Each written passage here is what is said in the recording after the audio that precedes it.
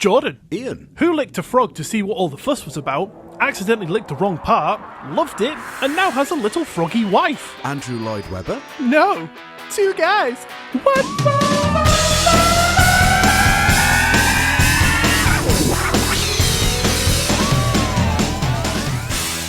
Andrew Lloyd Webber. It'll be a new musical come Christmas. Yeah. Hello, and welcome to episode 24 of Two Guys What's Up, the weekly comedy podcast where two friends get greased up, fight, and the loser has to read the rubbish segment. Oh, I always hate reading the rubbish bits. My name is Iain, and I am joined by the greasiest of all losers, Jordan. That's so awful. I don't know what's worse, that or Geordie B.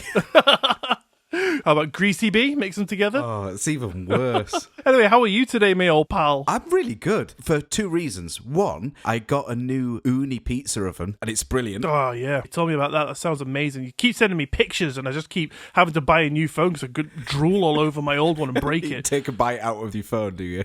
Yeah. I was getting entranced by it. Like, Just got your gnashers in your phone. Yeah. I mean, just to backtrack a little bit, I've loved making pizzas ever since your mum showed me years and years ago. Yeah. And I used to be terrified at the idea of kind of making my own dough from scratch and not having a clue. Just before we continue, sorry, do you still have that video that I sent you? Because you keep everything, so you must still have that video that I sent you on the ingredients and how to make it all together for the dough. I feel like I will do somewhere. Because if you do, we should totally try and link that somewhere or put it up on YouTube or something for everyone to have a look at. We should do, actually, yeah. I'll have to have a look. You can see how I have not matured. We know it's you. Yeah, exactly.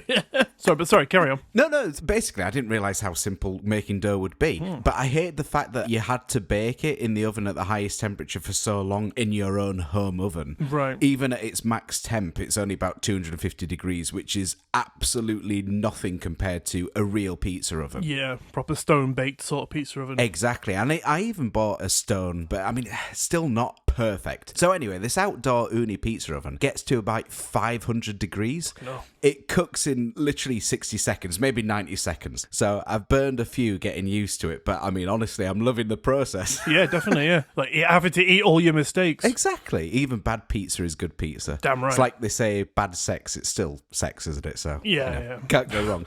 And also, for number 2, I started singing lessons. No way. I remember you telling me you were going to be doing that, but I didn't know you'd started. Yeah. I'm about 3 or 4 lessons in at the moment, so it's still very early days. Oh, nice one. I found it really interesting, actually. So I didn't realise there would be so much to think about. Apparently, I've got to keep my tongue down when I'm singing so that it creates more space for air in the mouth, which I didn't know. No way. I did not know that. I didn't either. I've got to let my jaw drop, and it was likened to as if I'm snoring. So my wife obviously loves that one. Oh, I can imagine, yeah.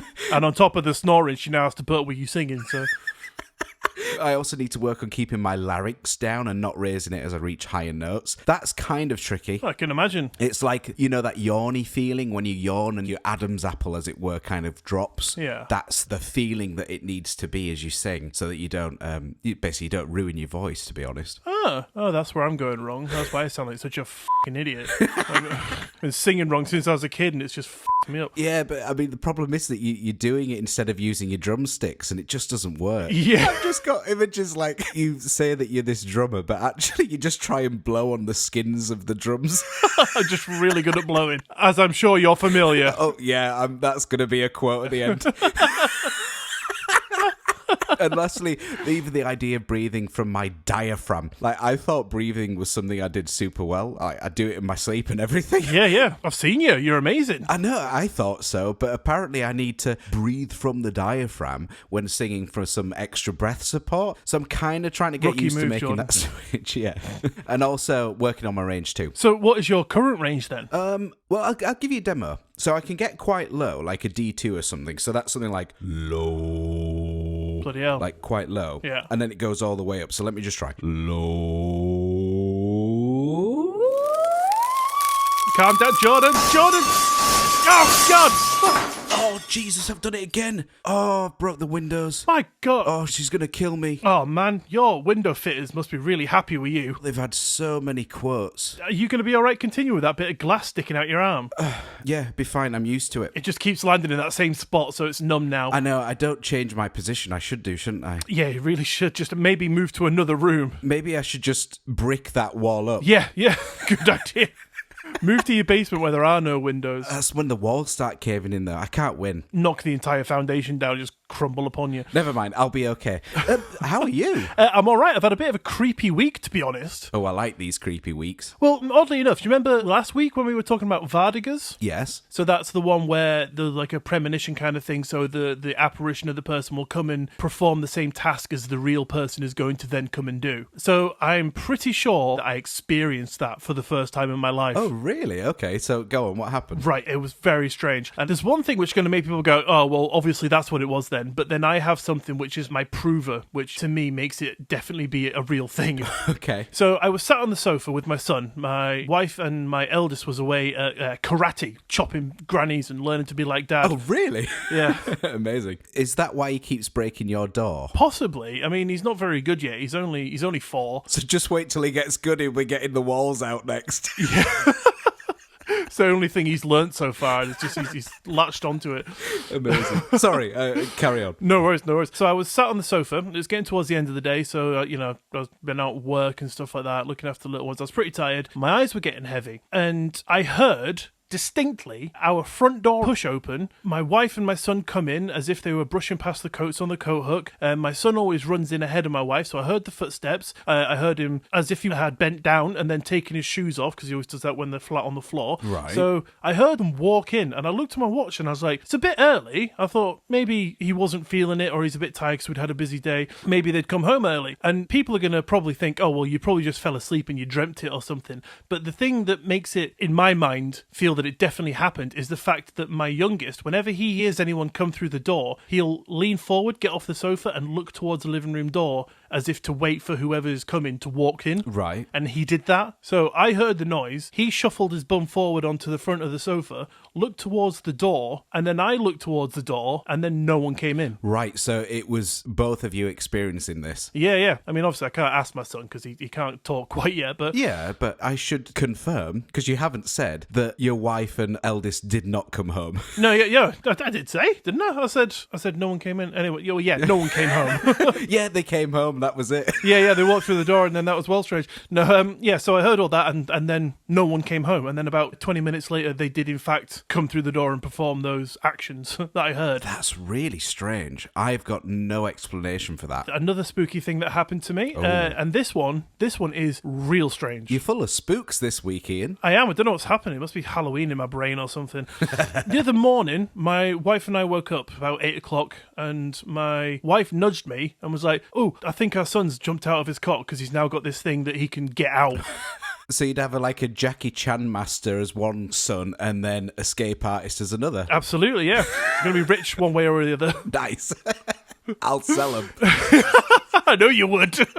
So I jumped out of bed. I walked through to his bedroom. I looked to see where he was, and he was in his bed, right? So I thought, oh, he's not out. Right. I went over to him to see if he was awake, to see what he was doing. And this is the strange part, and I'll explain why in a second. But he was sat in his bed with his toy dinosaur. Okay. Now, that doesn't sound strange, but sometimes our eldest will go into his bedroom in the morning and give him a toy to play with. But our eldest was at his grandparents', so he wasn't in the house. Right. Now, when my youngest jumps out of his cot, he cannot get back in because he can't then reach the bars to get back over. So he didn't jump out of bed, get his toy, jump back in, and my eldest didn't give him a toy, and he can't reach the floor without jumping out of bed. So how in the fuck did he get this dinosaur in his bed? Right, I see. Could it have been... Just voice a reason here. Yep. Could it have been that it was maybe tucked a bit under the quilt? Maybe you hadn't realised. He sleeps in a sleeping bag, so it's zipped around his body. So there's no quilt or anything like that. There's no pillow. Of course, yeah, okay. Could it have been that it was at maybe the bottom of the sleeping bag and? No. There's literally just room for his feet at the bottom, and then when you zip him in, it's flat. And I mean, we know where this dinosaur is because we give it to him to play with. If we need to go to the bathroom or something, during the day, stick him in his cot, give him his dinosaur to play with. So he always know where it is, but he had it this morning. That is very odd. Well, I went through to my wife and said, have you been into his bedroom and given him anything to play with? And she said, no. And I said, well, he's got his dinosaur. And my wife kind of stopped and looked at me and was like, what? And I was like, yeah, like he's sat there playing with it right now. And it was just so strange. Like, that's super strange. We need to get you some sort of surveillance for recording all this stuff. I mean, as soon as you do, it'll probably stop. I don't know what you'd prefer, though. Well, I just ignore it so it can do what, it can... To be honest, I mean, it doesn't seem like a horrible entity, does it? Giving my child toys to play with while it's waking up in the morning. So, as long as it doesn't do anything to scare anyone in the house, then, it's fine. It's cool. Yeah, that's really strange. I do really, really want you to invest in some sort of recording devices for all of your house. Maybe have an agreement with yourselves that you won't mention any of what is found on the footage. Okay, yeah. She doesn't need to know, but we may end up with some proof one way or another of what's going on. Everyone's a winner. She knows I'd tell her. She wouldn't hold me to that at all. Yeah, but if she doesn't want to know, she surely would prefer that, wouldn't she? Yeah, but I'd just be like, oh my God, look at what happened in the hallway. There's a fucking headless pigeon walking around. I don't think she'd mind too much with that. Yeah, super weird. That's very, very interesting. Yeah, so onwards and upwards onto the meat of the episode today. Mr. Jordan, what have you got coming up for us today? So I've got kind of an odd one. I've got a compilation of what I think have been the funniest nicknames that have been given to people. Oh, brilliant. It sounds kind of a bit meh, but actually I think there's some brilliant quotes in here. We'll see what you think. Do you explain why these people have got these nicknames? Yes. Because I watch another podcast on TikTok, which has a similar sort of thing where the people write in and tell the hosts why and how their friends have got these stupid nicknames. So I'm definitely looking forward to it because I love watching that. Well, I'm hoping none of them you've heard. Maybe a couple of you've heard, but I'm hoping people will enjoy it either way. Absolutely. I mean, I don't really take it in, so it'll be all new to me. Nice. And what have you got coming up for us? I guess you might as well just dive straight in. So today I'm going to be telling you a crazy story, and I don't really want to give away any spoilers, so I am just going to jump straight into it. Nice. Today, I have a gripping tale that is going to leave you questioning the fabric of reality. So buckle up, Jordan, as we dive into the story of Andrew Carlson, the stock market guru, with a twist. Was that his name? With a twist. Hyphenated. So, our story begins in March of 2003, where the financial world was shook by one man. Andrew Carlson was a seemingly ordinary guy who managed to take $800 and turn it into a jaw-dropping $350 million in a mere 2 weeks. Wow, I'll invest in him. Well, no, maybe you won't be able to when you hear what happened. Okay. Carlson did this simply by playing the stock market. He would invest his money in companies that others might have avoided, but these companies would every time, without fail, then begin to increase in value. Okay. So Carlson did this 126 consecutive times, making the correct call every single time. He should have just played roulette. Well, just the once with his 800. yeah, exactly, yeah. Just stick it on 0. You'll hear the twist in a second, right? And you'll know why that's impossible. And he did well, so... Okay. Stop interrupting me. Sorry. In the face of extreme risk, and with each trade he made, Andrew Carlson's investment consistently emerged as winners. But his uncanny streak of success very quickly attracted the attention of the federal investigators from the Securities and Exchange Commission, or the SEC, who were convinced that mere luck could not account for his extraordinary achievement. He was arrested, and he went with his detainers civilly. So, Jordan, what are some of your theories right now formulating going on in your head that you think might have helped him amass such a massive fortune in such a short time? That he could predict the future. That's a very good thought. Anything else? That he could manipulate the outcome. Ooh, that's a cheeky one right there. That it's all total bollocks and none of this is real. Stop reading my notes. Or all three. Unfortunately, you're close. You're on the right track, I guess, but none of those are correct. Upon his arrest, his name was ran through database after database, and oddly, no record of this man could be found. There was no information, no records, not so much as a goddamn birth certificate. It's like this guy was just farted into existence. or out of existence. It will be later. So, Jordan, picture this. A dimly lit interrogation room, lamps swinging above the heads of Andrew Carlson and a couple of the confused SEC agents as they sit across from each other. It's a beautiful image.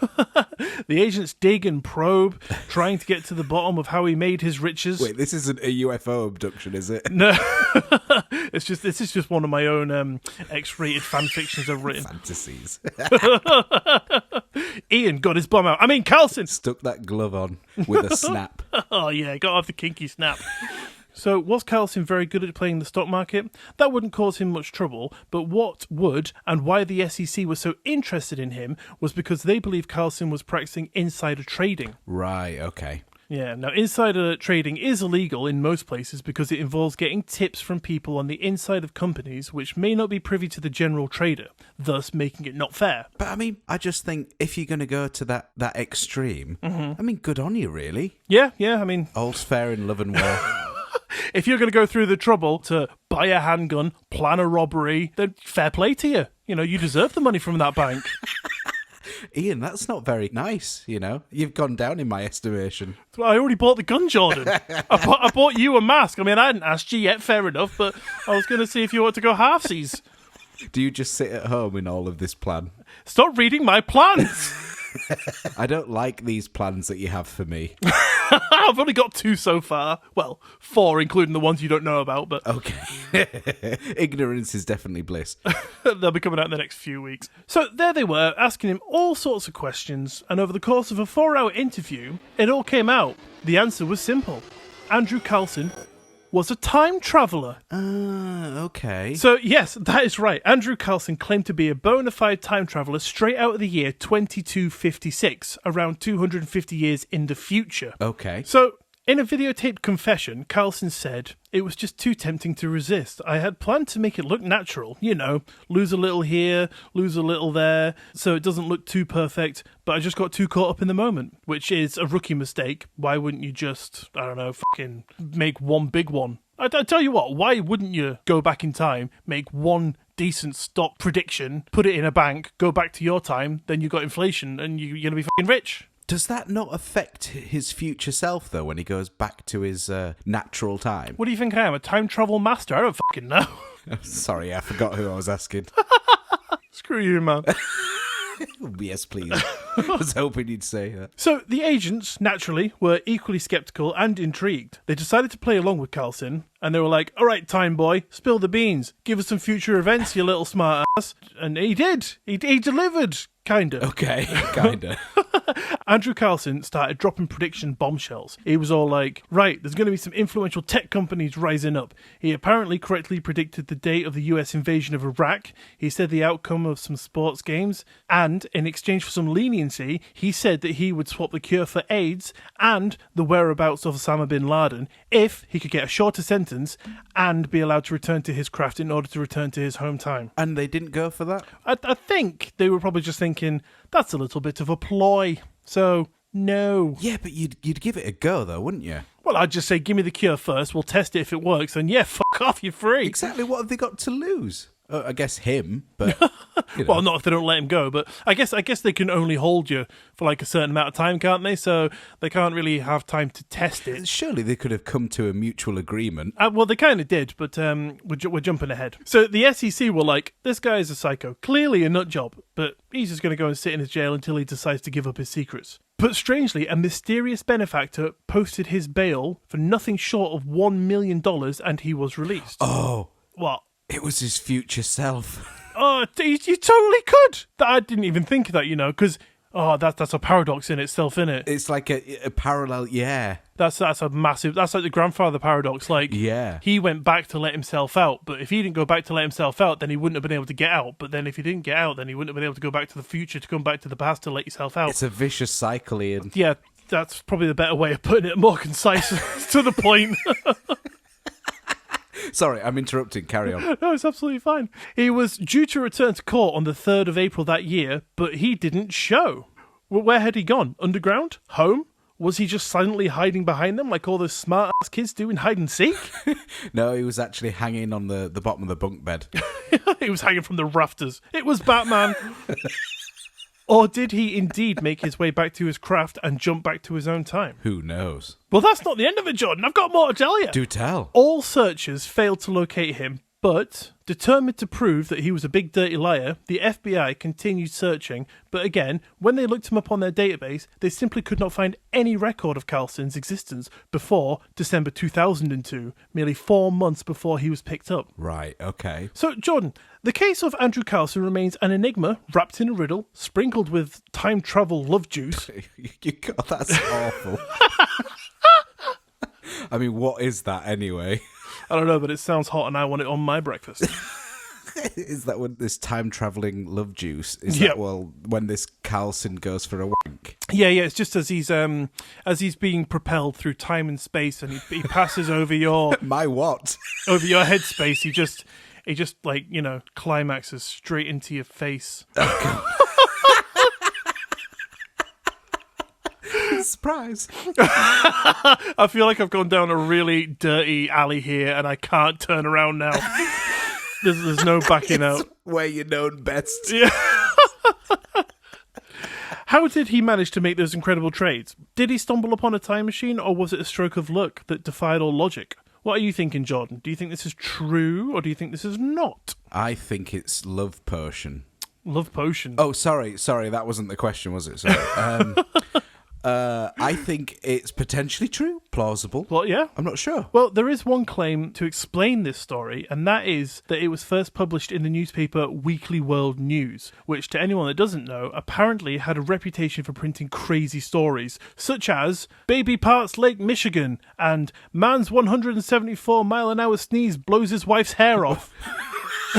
But she was wearing a wig, to be fair. And this last one, Saddam and Osama adopt a shaved baby ape. What? All of which are actual headlines from the paper that I looked up. Are you implying that the paper sprouts bullshit? Precisely, Mr. Jordan.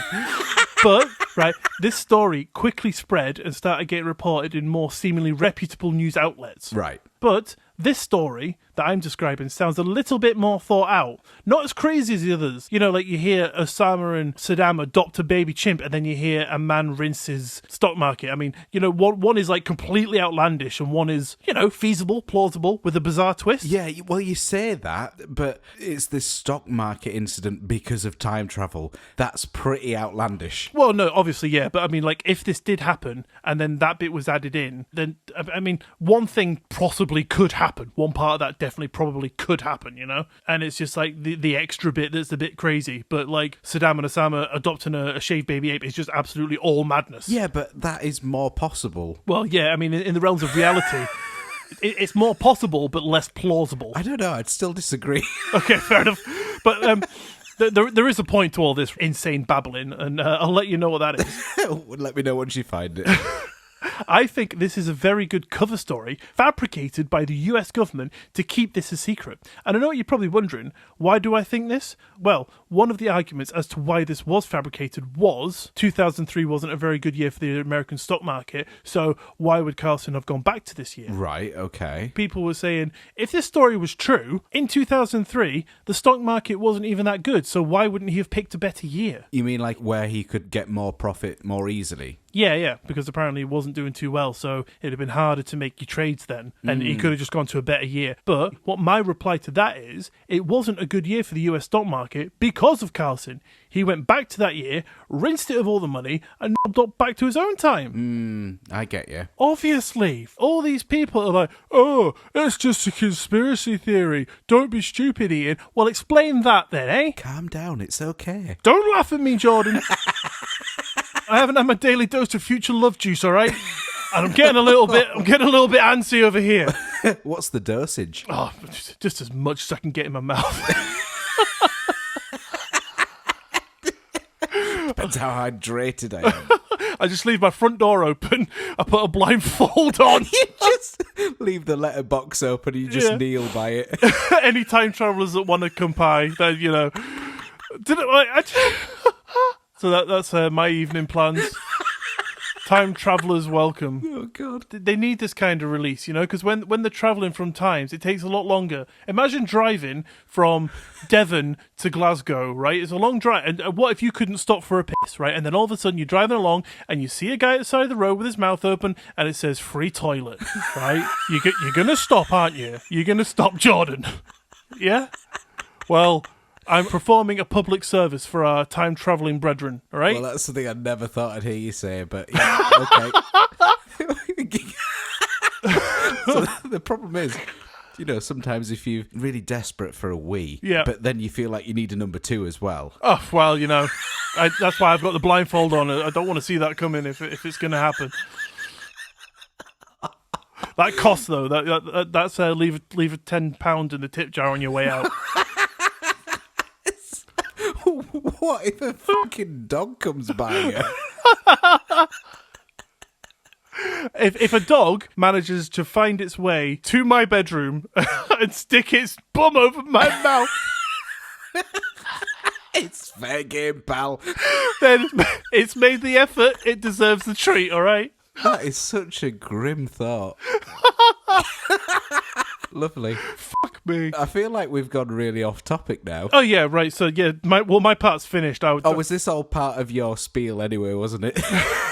Yeah, I've been planning that for weeks. Iain the toilet. The human bucket. I've been called worse things. Wait, hang on, why has it gone from love juice to toilet juice? That sounds grim as well. I don't know, actually. I think bin juice is worse. What, so if you had the option for love juice, toilet juice, or bin juice... I just think the idea of bin juice is even more revolting somehow. Well, at least it was once food that hasn't been processed through a human body. Ooh, well, I mean, it might have been. Well, it's just when you're too lazy to go upstairs to your toilet. Just use your bin. Yeah, only for solids. I'm not fucking stupid. Oh, yeah, of course, yeah. If I've had a dodgy curry, I don't bother. I go straight in my mouth. Hey up, Iain. Hey up, Jordan. You want to record tonight? Nah, mate, just had a curry, pal. I'll be round in 10.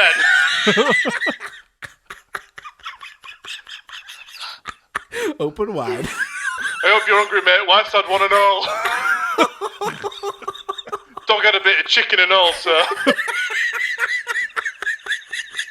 I'll let my wife know it's going to be a late one. See you in 5. Oh, God. Oh, I am crying. I'm wiping tears from my eyes. Oh, save them for me. Fucking hell. Okie dokie, right. I believe you had some nicknames to tell me about. So, funniest nicknames. We'll start off with this one. One of my friend's school teachers named Brian had a glass eye, so they called him Bran. Brian without the eye. Oh my God. I'll just say, I've got quite a few here, so I think I'm just going to rattle straight through them. Yeah, no worries. Crack on. Nice. Have a friend that we called the Exorcist, because he never leaves a party till all the spirits are gone. Very clever. Quite a good one, actually, yeah. I would love that nickname, to be honest. Quite cool. It's like, oh, here comes the Exorcist. Yeah, it's quite good, actually, isn't it? Yeah, I love that name. It's better than Bran. I suppose. When I heard that, I just think of all Bran or something. Yeah. Bran Flakes. Yeah, if he always never showed up on time, you could call him Bran Flake. Because it's Brian with a missing eye and he never turns up. Yeah, he says he's going to be somewhere and then doesn't he? Just flakes on you. Yeah, perfect. I've got the nickname Dyson. A bowel operation left me with a colostomy bag. After 7 months, I had an operation to reverse it and so became bagless. Oh, right. I guess that's a good reason to get your nickname, having your bag taken up. Guy in my wife's work was called Hugh Ray, so they nicknamed him Hip Hip. Hip hip hooray! Kind of odd. So apparently the person who submitted that said that they got £200 from Reader's Digest and that was 100% true. Brilliant. Yeah. A guy named Arba Zinghakaj, that's spelled Xhekaj, a hockey player on the Montreal Canadiens, has the nickname Wi-Fi because his name looks like a password. That's a fair point. I like this next one. Had a buddy that we called Soup. His brother was called Stew, but he wasn't as thick. Very clever. Yeah, I like some of these. An installer I worked with used to just stand there and watch the others doing the work, just casting a shadow. Uh-huh. So we called him Sundial. A teacher in my school had his 2 middle fingers severed by a machine. Everyone called him Spider-Man. Also a cool nickname. The reasoning behind it is certainly not. Don't cheat in his class, he'll catch you in his web of lies. Worked with a police officer who was a bit on the short side. We called him Laptop. He was a small PC. It's clever, aren't they? Yeah. That's why I love them. Like, people have such creative minds when it comes to taking the piss out of people. Exactly. I feel like if I got a creative nickname like that, rather than just fucking Sausage Bum, it would, I'd appreciate it more. To be honest, I haven't heard anyone call you that yet, so you might be let off with it. There's still time. Used to call my hermit friend the Olympic torch. He never went out. Very clever. Going back to year 7, it was the first week of school. The older kids dashed an apple out the window and it hits this poor lad's head and bursts into chunks. Ooh. He was henceforth known as Apple Crumble until we left in year 11. Oh, poor kid. Mental how names stick when you're a kid like that. Oh, yeah. Like, apparently from year 7 till year 11, he was known by Apple Crumble. Do you think, like, halfway through, like, people just get bored and they just abbreviate it like, hey, AC? No, I think it'd be more like, hey, Crumble. I don't think they'd let it go that easy. Kids can be mean. You can tell I wasn't one of the popular kids in school. Yeah, but I mean, here's the thing, like, they dashed this apple out of the window. The poor guy was not even involved. Just an innocent bystander. Exactly. Pie stander. Oh, dear, now you started. Maybe he'd like your fucking pie facts. I ain't even going back there. Like. Played rugby with a guy we called Tampax because he was usually only in for a week and then out for 3. Fucking cool. Yeah, they're good. Knew a bloke who used to wear 2 coats when it was cold. Guess what they called him? 2-layered Monty. They called him Dulux. Oh, right. Couple more for you. A woman at my local chippy didn't have a thumb. They used to call her Kit Kat. Hey, that's her that sent me them fucking emails. Yeah, maybe. Kit Kat for 4 fingers. Yeah, right, I get it. Yeah, and it could have been that lady who sent you the email. Yeah, from episode 8, I think it was. Was that episode 8? I believe so. Really? Can't be that far back, surely. That's right, we're running out of content. Was it really episode 8? That can't be true. Feel free to check it out in your own time. You know what? I'm going to fucking check it out in this time. Oh, bloody hell. Let's see. My mistake. It was episode 10, the brutal quiz and Baba Vanga's definitely true and completely believable future predictions. If you haven't listened to that one yet, please go back. It wasn't as good as we are now. Not that we're any better, but... Yeah, don't compare it to episode 22. That's all I'll say. Well, either way, not. One of them will be better. Yeah, that's very true. What a beautiful way to look at it. One of them won't be as shit as the other. But still pretty shite. Last one I'll give you. Okay. This is my favourite. I heard this one on the radio, so you might have heard this one too. The lad at the pub has a limp. He's known as the sniper's nightmare. I have heard that one. Yep, that's brilliant. It's my favourite one, though. Had to include it.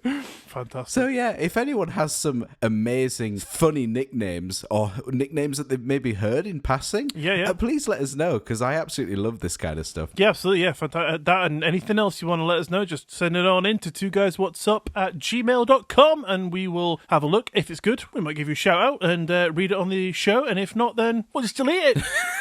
We'll just ghost you. That's fine. Pretend it never happened. Right, so I think that about brings us roundabout to the end of today's episode, does it, me old pal? I think it does. Very nicely. I really want to give you like a really interesting nickname to finish on. Okay, go for it. How about most amazing drummer in the world? Nah, it needs to be believable. Hey, fuck off.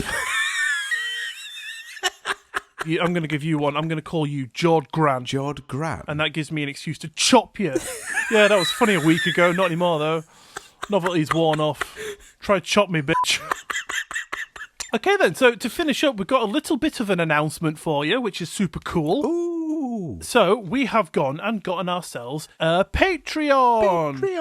And on there at the moment, we don't have much, but we have some badges. That's them. That's them. That's literally in a it. bag. You can chat to us on there, so it might be a bit easier. But yeah, the badges are on there. They are $3, I believe, for that tier. So if you feel like supporting us at all and you want a cool little bit of the first ever Two Guys What's Up merchandise, then you can head over to the Patreon and you can pick one up there. Nice. But I'm going to put a picture of the badges on Instagram as well. So if you want to have a little look before you have a little buy, then you can have a little look to see what they look like. But they are our first bit of merchandise. We are very excited to get them out there. So that's very, very awesome. Yes, indeed. What's the link, Iain? It's patreon.com/Two Guys What's Up, oddly enough. But I will link it in the description of this episode for your clickety-click-clack pleasure. As always, because I'm good like that. Yeah, you are really good actually at that. Oh, thank you very much. But yeah, fret not. There will be some more stuff. We've got some big ideas coming for the Patreon. We've got some cool stuff hopefully coming in the not too very distant future. We just need to pull our fingers out. That is true. So that's one of the tiers. If you want other tiers, I'm sure Iain will cry into a little cup for you. $10, one vial. Yeah, it's still not love juice though. There might be a little bit of love juice left in there from what landed on my face earlier. That's when you scoop it off your face. I don't wash my face often. Beautiful. So if you'd like to get in touch, have an idea you'd like us to research, have something read out on a future episode, or even if you just want to say hi, you can find all the links to our socials where you can reach us at twoguyswhatsup.com, which will be linked in the description for your clickety-click-clap pleasure also.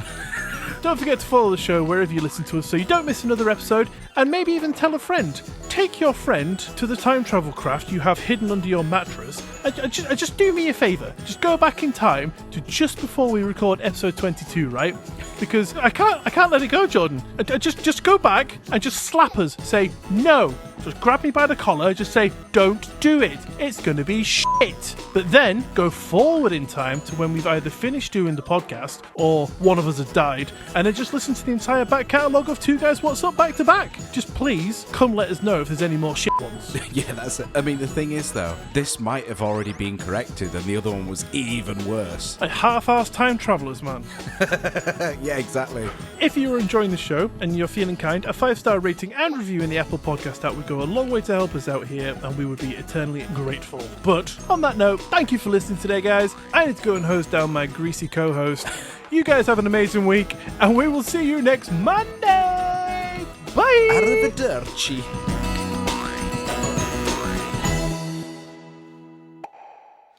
Yeah, excuse me. I just need to blow myself. 1 second.